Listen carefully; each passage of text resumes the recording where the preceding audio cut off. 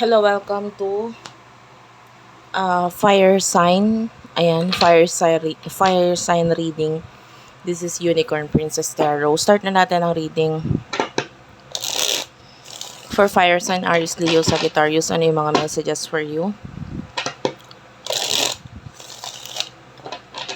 Fire Sign.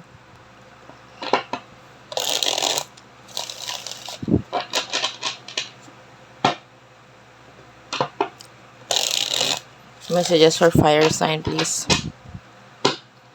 Okay.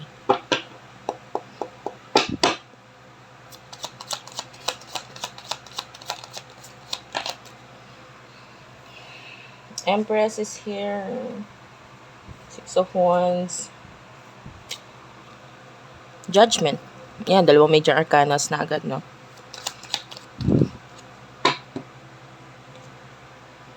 Two of Wands.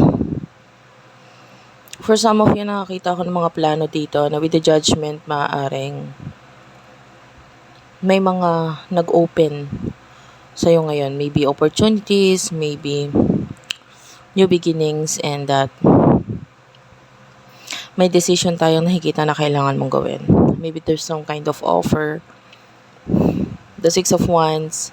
I can see there's a lot of victory sa'yo. You are the Empress here, so you deserve kung ano man yung mga victory na meron ka because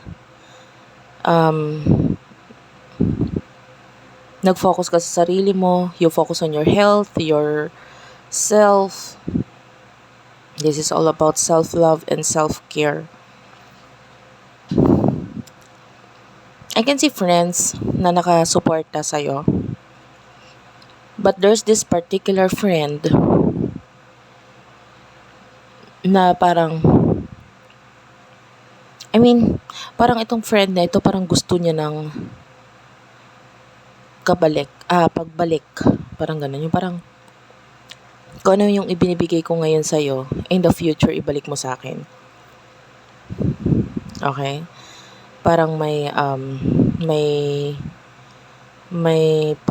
anong tawag dito? Pang utang na sinasabi. Utang na, I don't know if it's literal na money or utang na loob. Kung ano man yung mga itinutulong or tinuturo niya sa'yo, ibalik mo yon in the future sa kanya. Okay? Parang ganun yung gusto niya mangyari. Messages for Fire Sign, please.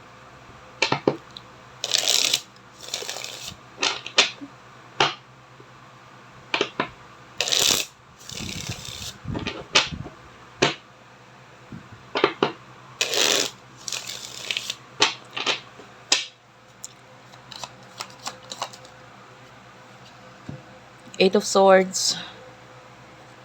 Seven of Pentacles.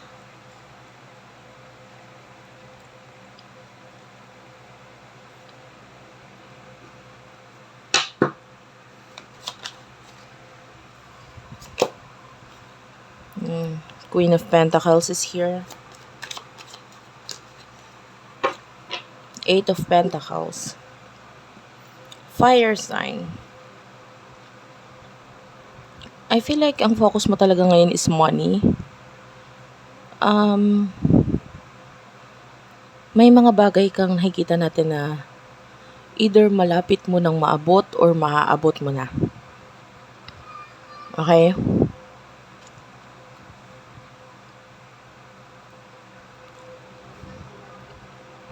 I feel like meron ka lang mga taong kailangan iwasan ngayon. Kasi they are being you do have your devil.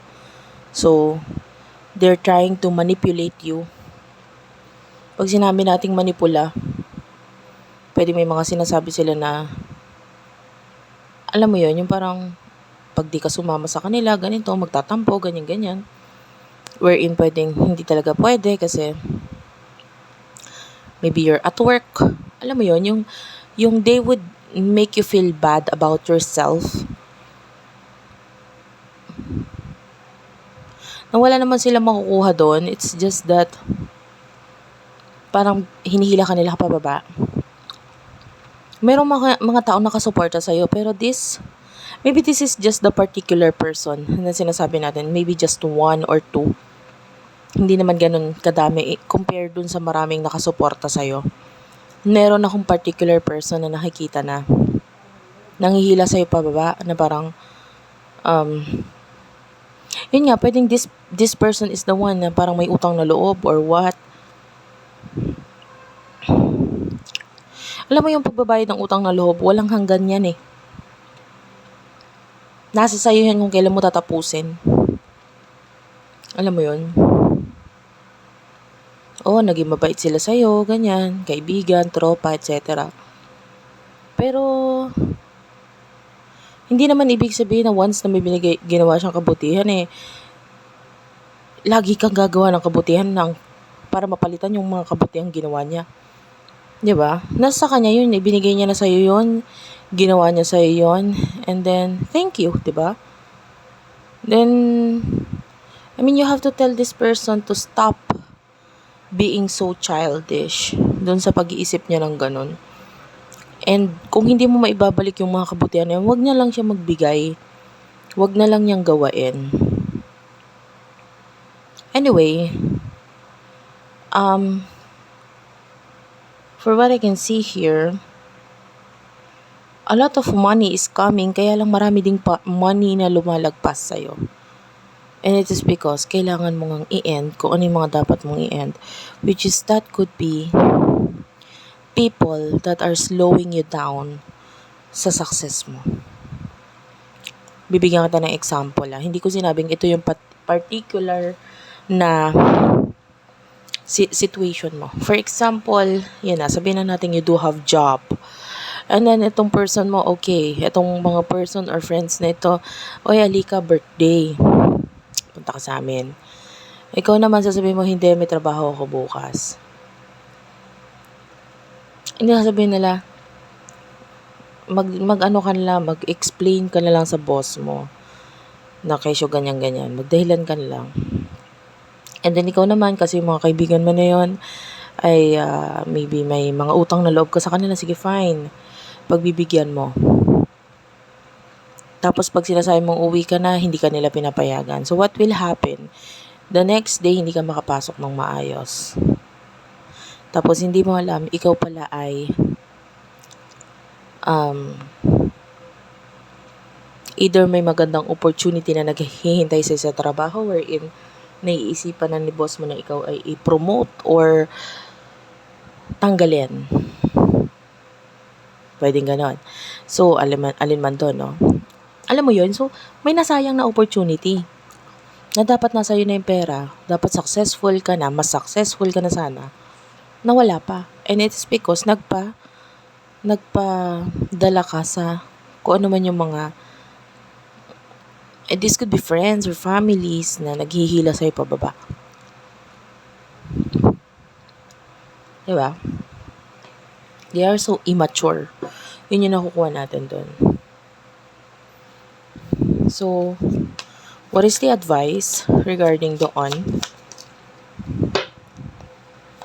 Queen of Cups and the stars here. This is the overall advice for you. Maabot mo pangarap mo eh. You do have here the Queen of Cups and the Star. The Major Arcana, the Star. The Star is talking about dreams, pangarap. Maabot mo yan sa totoo lang. Pero with the Magician, ikaw yung mag-aayos sa sarili mo. Kumbaga kung depende sa'yo kung gaano mo kabilis maabot itong pangarap na to, pwedeng mas mabilis. Depende sa kilos mo. Maabot mo yan, no doubt about that with the Queen of Cups. Pero ang tanong, nasa sa'yo. No, kasi anytime pwede mo siyang maabot. Diba? But, katulad nga ng isang magician, kailan mo i-entertain itong mga taong to? Hanggang kailan ka dala sa kanila? What will happen in the future for you? Fire sign. Okay, I will not take this. Masyadong marami. By the way, pagdating sa love, someone is wishing something na may kinalaman sa'yo. Maybe there's distance between the two of you. Ito lang kukunin ko. So, if you're single, may mga humahanga sa'yo but you're not opening yourself to them. But if you're in a relationship, I can see a lot of happiness, victory sa connection at relationship ninyo. Yun yung nakuha natin na message. In the near future, may mga malalaking pagbabago na mangyayari sa'yo. I can see you being happy though. Nakikita natin magiging masaya ka. The Four of Swords, may mga surprise or gugulat sa'yo. Nakikita natin na parang hindi ka aware na pwede ito yung makapagpabago ng buhay mo. Okay, may mga gugulat sa'yo na ito yung makakapagpabago ng buhay mo. And I feel like it is for the better. Kasi the sun is here. This is positive card. This is maybe may kinalaman sa iyong career. May kinalaman sa iyong profession with the Queen of Swords. May mga gugulat sa'yo. Okay, this is like a new beginning. With the Fool, this is a new beginning. Na ang sumunod na card is a Nine of Pentacles, which is the sign or the card for success. Okay, magbibigay ng success sa'yo. And yeah, that will happen soon. Hindi mo na kailangan masyadong maghintay. So prepare yourself. Sabi ko nga sa'yo, there's a particular opportunity na pwedeng naghihintay para sa'yo in the future. Pero iyon ay nasa sa'yo. Sabi ko nga sa'yo, ma-achieve mo yung success, pero wag mo sanang ma-miss. Wag mo sanang hayaang malagpasan itong opportunity na ito. Thank you for watching. I love you all and bye-bye.